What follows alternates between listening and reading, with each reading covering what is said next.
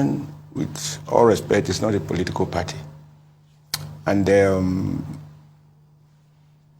you do not expect people who had expectations, and when they suddenly find that they are dashed, to celebrate what, I mean, in terms of personal interest. Those who are speaking, who are leading the campaign within the APC family, if they were such believers in Christianity, they had the opportunity to vote and canvass for votes for one of the Christian candidates, and there were quite a few. But they are on record as having led the campaign on the side of Asiwaju, name very well that is a Muslim. I think the Nigeria challenges are beyond religion. If religion is the answer, per capita we have more churches and we have more mosques. I think the issues before now for us, and which we have to spend time discussing, is what will any of the presidential candidates do differently to expect a different outcome. Not what will a Christian do. I mean, right now you have a Christian and a Muslim. Are people satisfied? I've heard Christians talking about being persecuted. Have we seen the evidence? I don't think they bother to show the evidence. And yet we have not just a Christian as vice president, we have a pastor, a senior advocate. So if religion is the issue, I guess Nigeria will be Eldorado. I've seen a bishop, a responsible, highly respected bishop, pointing out the fact that Khan should mind his business. And he said he knows that his comment will not go viral because it's not what people expect.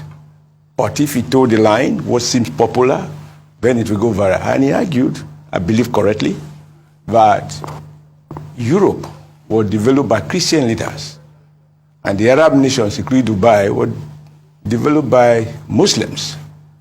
Nigeria has been consistently underdeveloped by both Muslims and Christians.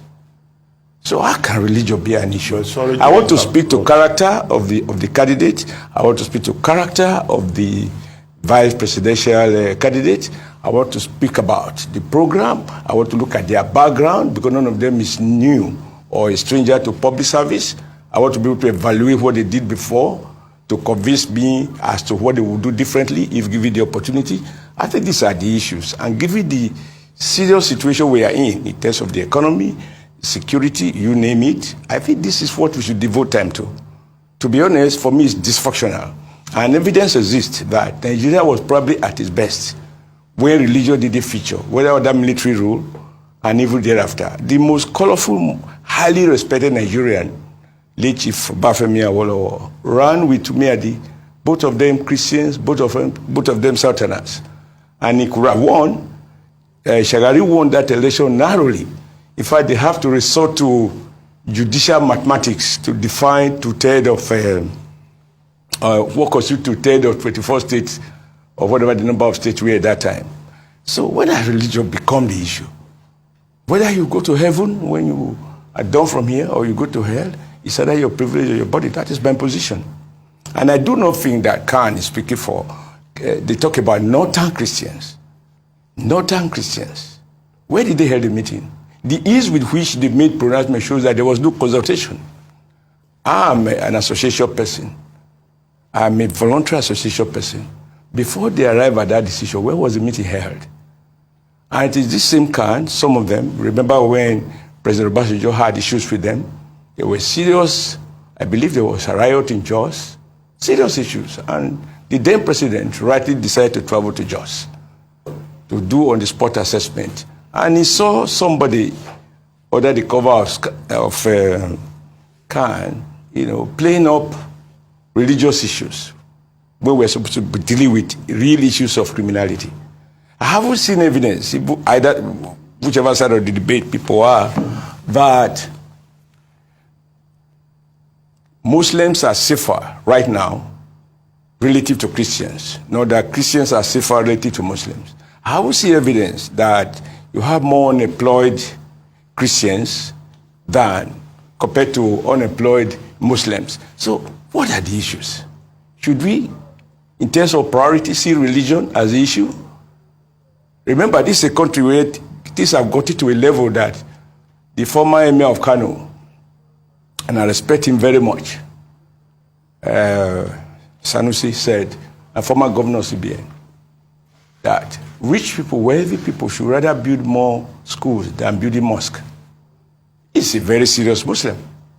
But he understands that in terms of long-term prosperity and peaceful coexistence and empowering people to be employed and to be employable, that whereas he's a believer, there's no question, he also knows that God will expect that the people he has brought to this planet Earth are left unequipped, unskilled, uneducated, so that they are unable to use their two hands to feed one mouth, and they live in perpetual poverty and hardship. Well, if you are anti-Christian, then you are the real bishop. If you play up the fact that religion is personal and Nigeria is a secular state, then you are one of the free bishops. It's about what suits you and what suits people. Truth is always uncomfortable to many. That is my experience. Right. I mean, everybody, however you describe them. Okay, let me draw your attention to a video clip that is being circulated, and this you can verify. A statement credited to, and I watched it by Pastor Adeboye, easily one of the most respected elders and the head of Redeemed Christian Church of God. He said, no genuine member of his church can't point out anywhere he, as the head of the church and as a father, has directed church members to vote for either of any political party or any particular political candidate. Is that also an invisible and unknown? But if he has said, I, Pastor Adeboye, I denounce Christian, Muslim ticket, I'm sure everybody will spend a couple of days discussing it. But he said, no, it's not for nothing that he himself even decided not to vote. Because according to him, he doesn't want to be seen to vote for one of his children against another. He sees himself as a father. And that is the true behavior of a believer in God. Which country has survived religious war? Evil people who are on record as being prosecuted for misappropriating money that a Muslim president appropriated in favor of Christian children who were displaced, were allegedly converted to grass cutter. They have become the new voice of Christianity. Right. So we must make a distinction between Christians by mouth and devils being heart. Oh, who want to see Nigeria, a golf in a war that nobody can win. Okay, if we can. And lastly, who is a better Christian in the Nigeria context? Somebody like Asiwaju, who has a Christian wife of about 40 years, happily married, no record of divorce, with 4 or 5 children, some of them Muslims, some of them Christians. Is not an example of what a nation should be? Because the real question I thought would disturb anyone is, if we have a Muslim ticket, will that affect the freedom of worship? If yes, then there's a serious issue. If we have a Christian ticket, will that affect the freedom of Muslims to worship in full freedom? If yes, then there's an issue. But truth is, both Christians and Muslims, even now, worship freely. So why should it be a problem for anyone? No, I think in appropriating passionate blame or credit people, you look at their role. It is a fact that Asiwaju by himself said, yes, he co-founded APC. I was a co-founding governor of APC, along with Fashola and other governors. But he never participated in governance, never held any position in government. He didn't carry out any contract on behalf of government. So how can you credit him? Either way, you can't credit him. Either way. I mean, this is just being fair. It's not like the vice president who announced that he has been given the responsibility by the president to chair the economic team.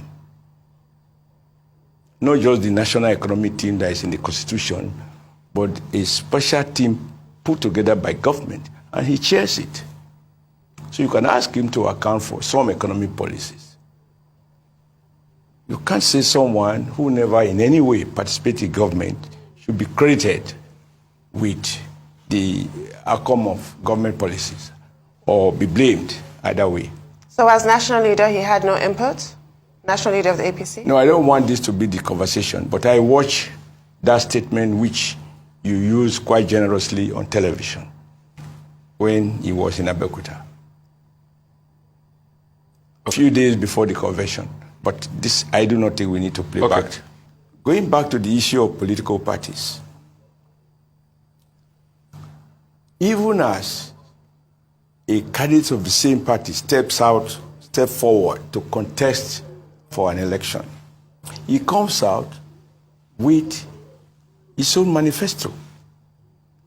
It's not one manifesto of 2015 that you want to use in 2023, because you are in a very dynamic environment, you are in a very dynamic situation. And so you have to formulate policies in the light of current situation, so you don't have to be detained by the past. So the fact that you are not going to say, yes, security, for example, I'm going to fight it exactly the same way, is valid, because new forms of criminality have emerged. In looking at the security situation, for example, we observed that, or we discovered that, the size of the Nigerian army after the war was about 250 soldiers. Today it's about the same. Then the population of Nigeria was about 50 million. Today we're about 200 million. I believe somebody can come because I watch your program regularly. I've seen one of the presidential candidates, when you were asking him about security, he said he's not going to disclose it. So it's secret. So we have to vote for him on the basis of things that are in his mind, which he has not shared with us. But I can tell you that based on our informal conversation, we have to double the size of the armed forces. Not only in relation to the fact that our population has quadrupled, but also giving current challenges around the world and around our neighbors and within our country. I also believe we need to review when people talk about security architecture, they are never really specific. For example, I don't understand why we should have a separate outfit for civil defense, separate outfit for road safety. All of that overhead. I have traveled fairly to many countries, and I have seen multiplicity of agencies. One policeman stops you if you exceed the speed limit, checks your driver's license, also take your driver's license to his vehicle, check whether you're on wanted list. Every policeman should be sufficiently trained to deal with these issues. So I believe that given the level of able young men and women, there are a lot of Nigerians who can be of help if properly employed. And we streamline our expenditure. You must spend a little more, but achieve more huge numbers and better outcome. But these are my views. These are not the views of the candidate. The candidate will speak for himself. It is after he has published his manifestos or sets of programs that we can begin to expatiate on our understanding of how those things will be achieved. It's not for me to preempt him. I would say more than I've said. And the important thing to take away from my statement is that here is a Muslim who married a Christian. He is a Yoruba man. He married a Christian who is from Delta and did not force the wife to adopt his own religion. Many Nigerians, including highly educated Nigerians, if a Muslim marries a Christian girl, you want the wife to convert to Islam and vice versa. This is common practice. But we have a candidate who allows his wife to practice her faith, and he's a pastor. Number two, talking about gender issues, and this be of interest to Tundu. Many governors, upon leaving office, book a seat at the Senate. Asiwaju, upon leaving office, encouraged his wife to go to the Senate. Not to one bench, she turned out that the wife has been one of the most active senators. So that tells you something about what you think of women. But as to the issue of about different people saying different things on his behalf, sometimes it's very difficult to control your followers. You know, I'm not able to speak extensively on what he's going to do. I can speak in terms of my views, the views I have shared and I have canvassed, as it should be the case. But it is his duty. The fact that he hasn't spoken doesn't mean he doesn't have a position. Sometimes in communication, you choose your proper timing. That is not a weakness. And there's no particular benefit in rushing out what you want to do. I mean, those who have rushed out what they want to do, how much have they done expatiating on how they are going to do it? I watched so many of them get away with a number of very intriguing questions that you put to them. They have not sufficiently, in most cases, addressed the how. That's why I talk of one of them who, I think it was Obi, you ask him how, and he said, this is secret. The obedience will come after you, sir. I can come after them. If you criticize Peter Obi. Talking about, you know, I didn't even have the benefit of correct smartphones. You know, I have also played my part in this country as a non-state actor, and I interrogated and engaged power and fought with power on the side of the people. That even Lagos, Abeokuta, not by people who are not ready to bear risk, got Nigerians to buy into my own thought as to what the policy options ought to be. So disobedience or disobedience, time will tell. Time will tell. I mean, we now live in a world where you can have just 10 young men and women in one room, whether motivated or not motivated, and they can churn out 1 million stories using different names. You need to track them to find that this whole thing is being done in one room. Time will tell. And also, you know, what has changed? My dear friend will be a former colleague, was a vice presidential candidate. How come people massively disobey the ticket? What has changed now that you think that they will be obedient? You know, slogans are nice, but real issues are probably nicer. And I'm looking forward to the campaign stage where we have to address the issue of how. Because too many of us in politics get away with too many things. You spoke about alcohol, how you knew it was about Lewinsky. You can speculate on that. No, but that was the truth. That was what Al Gore himself said. They are facts, okay. not facts. I didn't watch it, so... No, they are facts. Yeah, okay. Because Clinton left power with a high approval rating, budget surplus in 40 years. Yeah, but then at the end of the day, he probably found out that he was wrong because he lost the ticket. But the point I want to make is that elsewhere, when people say, I'm going to do this, you don't only speak to how you are going to do it. You will speak to how you are going to fund it. Because something must give. But this is the only country where people will say, I'm going to make 10 tons of omelette to feed these hungry children. I'm not going to tell you what he's doing with regards to poultry farming, etc., etc. And then the headline will be, 10,000 children will be fed with 20 tons of omelette. I think that when the campaign starts, what the media will ask